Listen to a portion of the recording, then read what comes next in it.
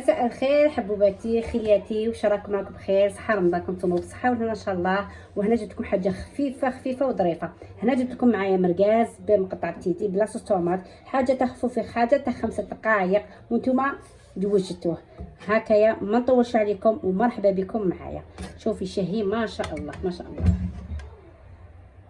قولوا لي في الكومنتير واش رايكم، وما تنساوش لي جاموا لي كومونتير خياتي، ومرحبا بكم معايا في كوزينه.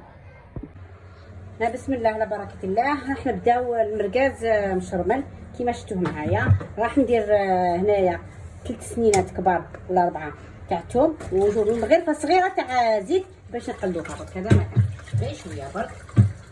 واش راح نسحقوا مرقاز كي نشروه باين بلي تشليه ولا، وديريه في كونجيلاتور باش ينشد لنا، باش تقدروا كيفاش تقدروا تقطعوه باش ما يتلبز لكمش.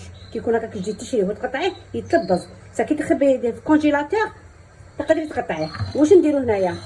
حبه كبيره تاع طوماطيش باش نديرو صوص طوماط، ونديرو لي زيبيس فلفل الكحل الملح والكمون وريقه زعتره والقرند وشطبه تاع زعتره. هذا ما كان. وتعرفوا بلي المرقاز راه مدوزن هكايا. شوفوا معايا راه الثوم يتقلى لي، ما نخلوش تقلى حتى نخليه يحمر النار باش نبدل اللوغو ديالو. واش ندير طوماطيش نقليها مليح هكا مع البصل. نتوما تكون قطره زيت تكون.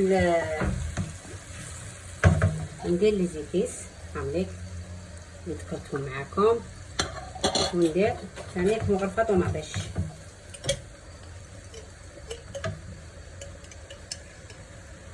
مرقه تاعنا كذا ونخليهم يتقلاو مليح. هكذا تقلات لنا مليح طوماطيش. ندير كاس ماء هكذا ونخليها تغلي.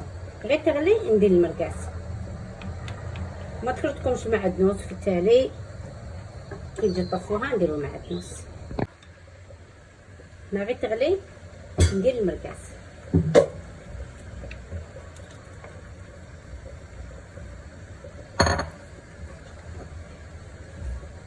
هكذايا ونخلوه يتكتك.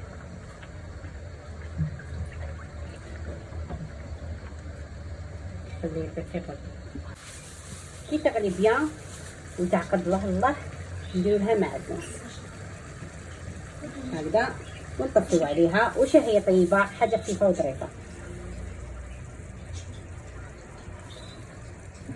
وهنايا وجدتو في طبق تقديم. ان شاء الله يكون عجبكم الطريقه، وحاجه سهله وخفيفه وظريفه.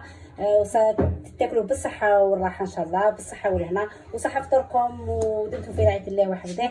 تبقوا على خير في فيديو جاي ان شاء الله.